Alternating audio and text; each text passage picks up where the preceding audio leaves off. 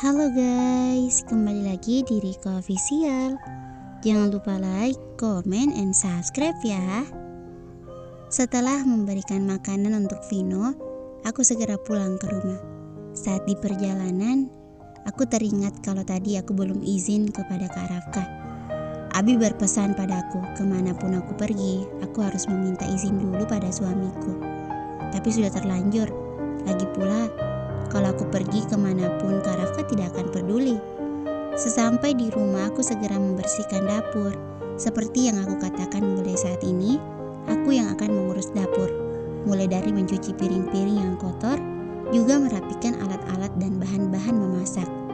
Sedangkan Bi Ima, aku menyuruh beliau untuk mengurus hal lain saja, seperti menyapu, mengepel, menyiram, dan lain-lain. Setelah membersihkan dapur, aku beralih untuk membersihkan kamarku juga kamar Kak Rafka. Jika bukan aku yang membersihkan kamar Kak Rafka, lalu siapa lagi? Tapi aku yakin jika suamiku itu tahu aku masuk ke kamarnya tanpa izin, mungkin dia akan marah-marah padaku. Ternyata bersih-bersih melelahkan juga. Tapi ini sudah kewajibanku sebagai seorang istri. Tidak sempat beristirahat, aku kembali menuju dapur. Hari ini aku akan membuatkan makan siang untuk Kak Rafka. Untuk pertama kalinya aku berinisiatif untuk membuatkannya makan siang dan mengantarkannya ke kantor. Tanganku dengan lincah mengiris-iris beberapa bahan. Mulutku tidak tinggal diam, ia ikut bergerak dengan melantunkan sholawat. Rasanya ada yang kurang kalau tidak ada suara apapun. Nyonya lagi masak. Aku menoleh, itu suara Bi Ima. Perempuan parubaya itu berjalan mendekat lalu berdiri di sampingku. Aku mengangguk seraya tersenyum sebagai jawaban.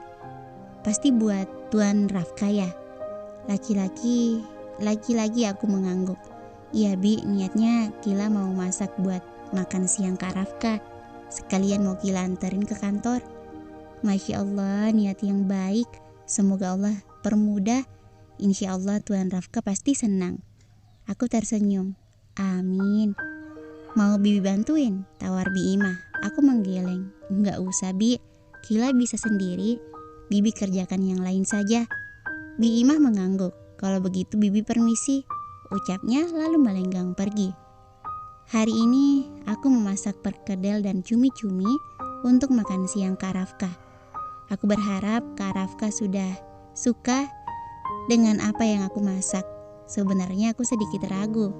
Aku ragu kalau Kak Rafka suka dengan masakanku. Jangankan suka menerima makanan dariku saja, mungkin dia tidak mau. Bukan mau bersuuzon, tapi inilah yang aku rasakan. Tetapi jika bukan seperti ini, lalu bagaimana caraku agar bisa mendekati, berbakti kepada suamiku?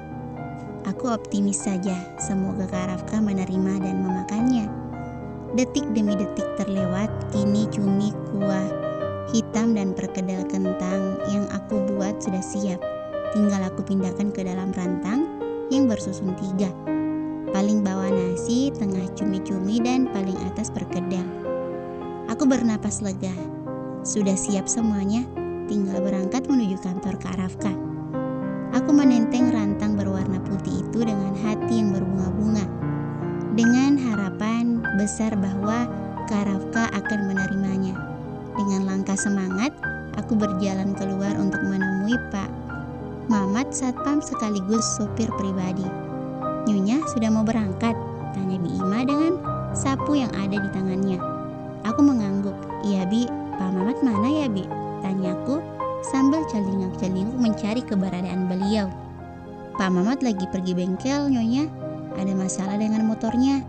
Tadi dia lupa izin sama Nyonya, soalnya dia buru-buru. Jelas Bi Ima. Oh gitu, ya sudah Kila pakai taksi saja. Kalau begitu Kila berangkat dulu ya Bi. Assalamualaikum. Bi Ima mengangguk. Iya Nyonya, hati-hati. Waalaikumsalam. Setelah beberapa menit berkelana melewati jalan raya ibu kota, laju taksi yang aku tumpangi berhenti di sebuah kantor besar nan mewah. Aku segera membayar ongkos taksi, lalu turun. Ya, aku sudah sampai di kantor Kak Rafka. Kantor yang diwariskan oleh mertuaku kepadanya. Aku berdiri menatap bangunan besar itu. Bismillah, gumamku. Aku melangkah pelan memasuki kantor Karafka. Ada rasa bangga terbesit di hatiku saat memasuki kantor besar dan mewah milik suamiku itu. Tidak pernah terbayang olehku bahwa aku menjadi seorang istri dari pemilik kantor sebesar ini. Saat memasuki kantor, semua sorot mata menatapku. Tidak tahu kenapa, tapi mereka semua menatapku dengan tatapan aneh. Apa penampilanku aneh? Pakaian syar'iku ini aneh. Aku menggeleng, tidak mau ambil pusing. Maaf, ada yang bisa saya bantu? Tanya seorang perempuan yang datang menghampiriku. Tahu saja kalau aku sedang butuh bantuan. Begini Mbak, saya mau mencari Pak Rafkah, ruangannya di mana ya? Tanyaku ramah. Maaf, Anda siapanya Pak Rafkah ya? Aku siapa? Aku istrinya. Segitu tidak pentingnya kah aku sampai-sampai karyawan yang ada di kantor suamiku sendiri tidak mengenalku. Saya istrinya Pak Rafkah, jawabku seraya tersenyum tipis. Perempuan berjilbab hitam itu tampak kaget. Aduh, maaf Mbak, saya tidak tahu. Sekali lagi maaf.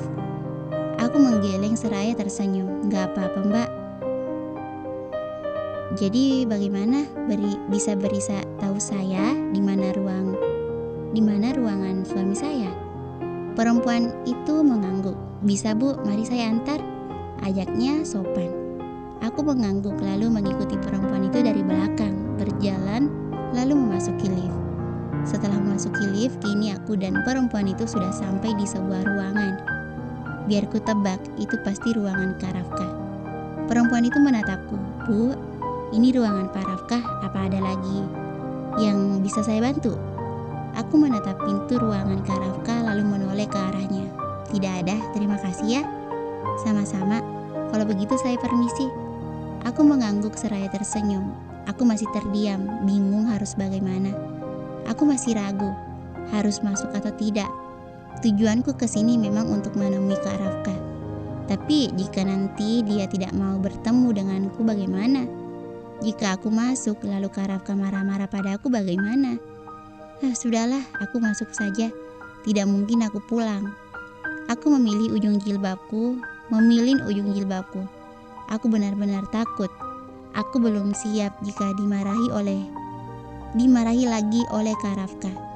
Aku terdiam sejenak, menetralkan kegugupan juga ketakutanku. Berkali-kali aku menarik napas lalu menghembuskannya. Aku menghembuskan napas. Bismillah, ujarku. Aku melangkah.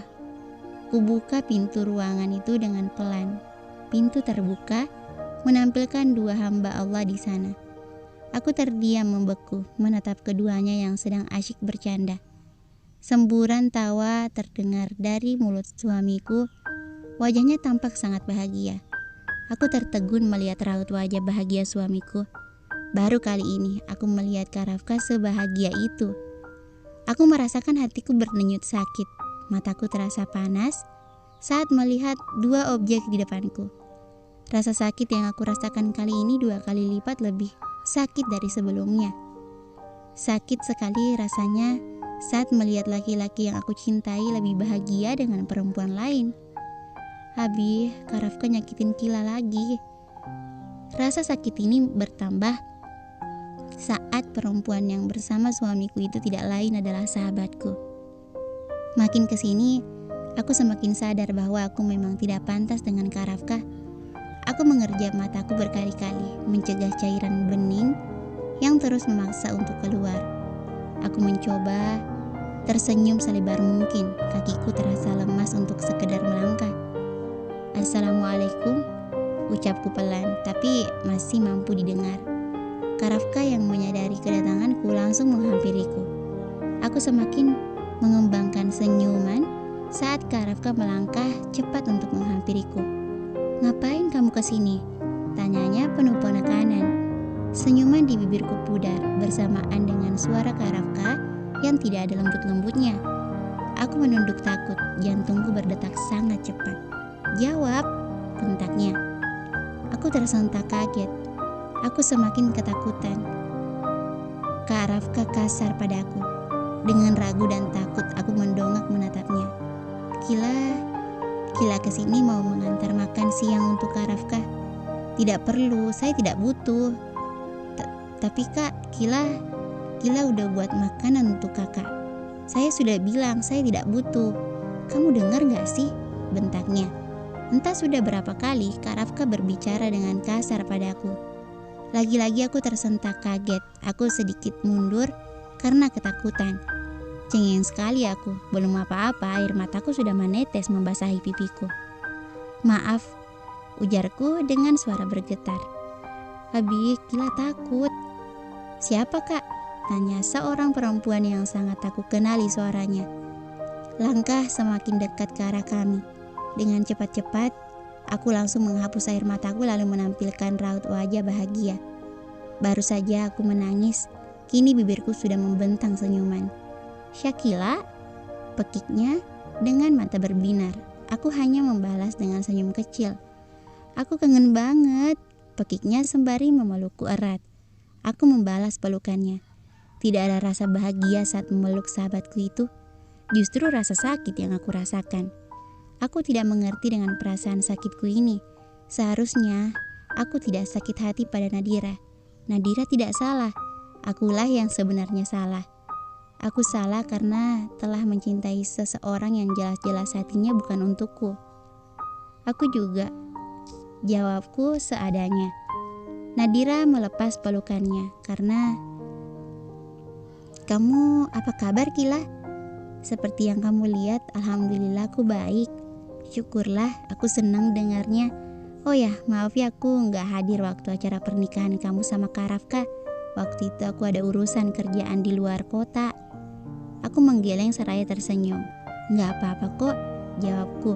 Lalu dengan ragu aku bertanya, Kamu ngapain di sini? Tidak salahkah aku bertanya? Aku juga perlu tahu, bukan ada urusan apa Nadira dengan suamiku. Aku di sini kerja sekaligus sebagai sekretarisnya Kak Rafka, ujarnya seraya tersenyum lebar. Satu fakta yang baru aku tahu, bahwa Nadira adalah sekretarisnya suamiku. Berarti Kak Rafka dan Nadira setiap hari selalu bersama. Aku iri. Kalau kamu ngapain di sini?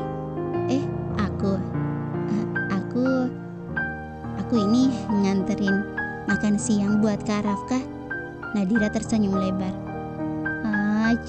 Perhatian banget ya, ujarnya sembari terkekeh. Kak Rafka beruntung banget bisa dapetin kamu. Kamu salah Nat, Kak Rafka sama sekali gak beruntung dapetin aku. Aku tersenyum getir. Aku letakkan makanannya di sini ya, ujarku sembari meletakkan rantang berisi makanan itu di atas meja yang berada di dekatku. Kak Rafka jangan lupa makan. Kak Rafka hanya bergumam pelan sebagai jawaban. Tidak apa, aku sudah terbiasa. Ya udah aku pulang dulu, ucapku hendak berbalik. Loh, kok cepat banget sih, nanti aja. Iya Nat, aku masih ada kerjaan di rumah. Oh, kalau gitu kamu diantarin pulang sama Kak Rafka saja. Sana Kak, antarin Kila. Aku menelan ludahku. Nadira berani sekali memerintah Kak Rafka. Enggak usah, aku bisa pulang sendiri. Nadira menggeleng. Enggak Kila. Kak, kenapa diam? Sana antarin Kila. Gak bisa, aku sibuk, banyak kerjaan. Sudah, tidak apa, it's okay. Nanti lagi dikerjakan. Sekarang kakak anterin Kila dulu. Aku berdehem. Sudah gak apa-apa, aku bisa pulang sendiri, ucapku menengahi. Lagi pula aku mandiri, bisa pulang sendiri. Tapi Kila, aku pamit. Assalamualaikum. Ya udah, hati-hati. Waalaikumsalam. Aku tersenyum lalu berbalik arah dan keluar dari ruangan Kak Rafka, meninggalkan mereka berdua. Aku benar-benar sudah tidak tahan dengan rasa sakit ini. Semakin lama aku di dalam sana, semakin dalam juga sakit yang aku rasa. Seketika langkahku terhenti saat telingaku menangkap ucapan yang berhasil membuatku terdiam. Kakak kenapa sih bersikap tidak peduli kepada Kila? Kila itu istri kakak. Kamu tahu kan aku tidak mencintai dia. Aku menikah dengannya hanya karena perjodohan. Aku tahu itu, tapi setidaknya kakak hargai dia sebagai istri kakak. Kak, Kila itu sahabat aku. Terserah, kamu kan tahu Nat, aku cintanya sama kamu bukan sama dia. Tegas laki-laki itu yang tak lain adalah suamiku. Aku menyeka air mataku yang tiba-tiba saja menetes. Terima kasih untuk hari ini, gumamku, lalu berlari meninggalkan kantor Kak Rafka. Beberapa karyawan menatapku dengan tatapan yang sulit diartikan. Sesampai di luar kantor, langkahku terhenti saat hujan tiba-tiba turun dengan sangat deras. Jalan raya semakin terlihat sepi. Tidak ada angkutan umum yang lewat. Tidak ada pilihan aku harus jalan kaki. Kakiku berhenti melangkah. Entah dorongan dari mana, aku langsung berbalik menatap apa yang ada di belakangku. Aku terdiam, membeku melihat kejadian yang tak jauh dari hadapanku. Aku merasakan hatiku berdenyut sakit. Itu Kak Rafka dan Nadira. Aku melihat bagaimana Kak Rafka khawatir jika Nadira kedinginan. Ia memberikan jasnya untuk dipakai oleh Nadira. Aku melihat bagaimana lincahnya Kak Rafka membukakan pintu mobil untuk Nadira, agar sahabatku itu tidak kehujanan. Aku melihat bagaimana Kak Rafka dan Nadira pulang berdua dalam satu mobil. Aku melihat semuanya. Tetapi aku diam. Kalian tahu rasanya kecewa tetapi tidak marah. Sakit bukan? Itulah yang aku rasakan sekarang. Aku menatap kepergian mereka dengan air mata yang terus menetes. Bibirku bergetar. Kak, Kila juga kedinginan. Kila juga kehujanan. Nafasku tercekat. Tangisku pecah. Runtuh sudah pertahananku. Aku menatap nanar kepergian mereka. Kak, apa nggak ada rasa khawatir sedikit aja untuk Kila? Bersambung. Thank you for watching.